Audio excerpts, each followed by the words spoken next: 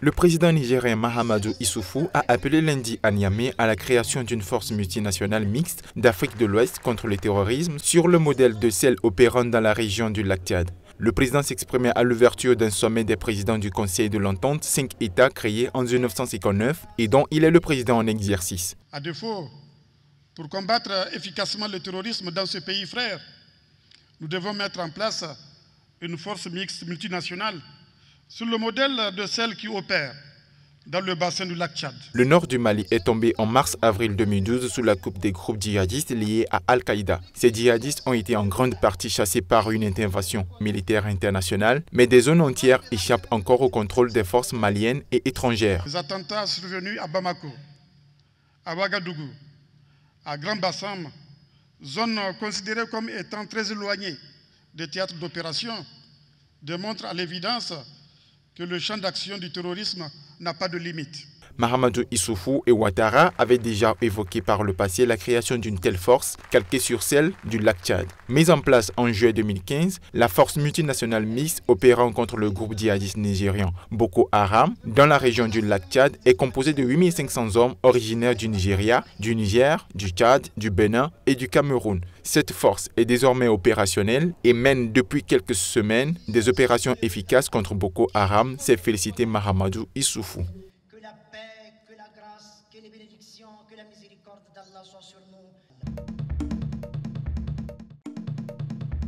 Une réunion tripartite organisée par le Haut-Commissariat de l'ONU pour les réfugiés s'ouvre mardi à Abidjan pour préparer le retour des derniers réfugiés ivoiriens qui ont fui le pays à la suite des violences post-électorales de 2010-2011. Mais ces derniers ont peur de retourner dans leur pays. Aller en Côte d'Ivoire, c'est aller mourir. Il vaut mieux rester ici et puis attendre le jour de ma mort réelle d'aller me faire tuer par les rebelles en Côte d'Ivoire.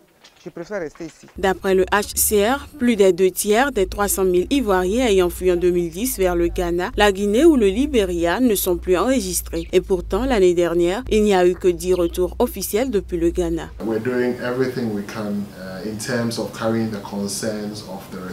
Nous faisons tout ce que nous pouvons en termes de relayer les inquiétudes des réfugiés au gouvernement ivoirien et inversement, afin de s'assurer que tout le monde se comprend et qu'on puisse travailler et avancer. Même si je dois dire que honnêtement, à l'heure actuelle, de nombreux réfugiés ne veulent pas rentrer parce qu'ils ne pensent pas que les conditions sont réunies.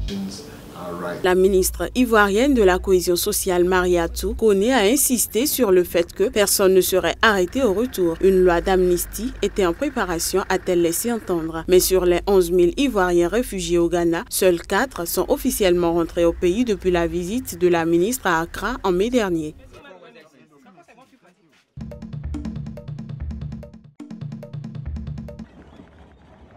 Le gouvernement libyen d'union nationale, basé jusqu'ici dans une base navale à Tripoli, s'est installé lundi dans les locaux officiels dans le centre de la capitale. Un geste perçu comme un pas supplémentaire pour asseoir son autorité.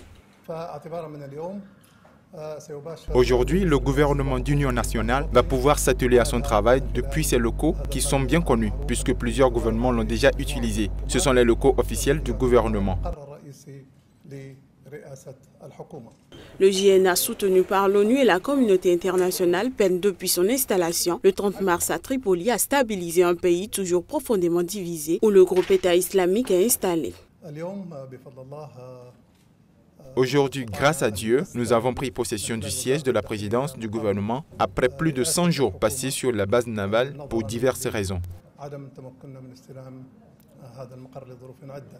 L'arrivée du JNA avait ravivé les espoirs d'une sortie de la crise politique, sécuritaire et économique dans laquelle est plongée la Libye, livrée aux milices armées et meurtrie par les violences depuis la révolte qui a chassé du pouvoir Mouammar Kadhafi en 2011. L'initiative la plus noble du JNA a été le lancement en mai d'une opération militaire visant à reprendre aux djihadistes de l'État islamique la ville de Sirte, à 450 km à l'est de Tripoli. Des forces loyales au JNA ont rapidement encerclé les djihadistes à l'intérieur de la ville côtière où ils résistent.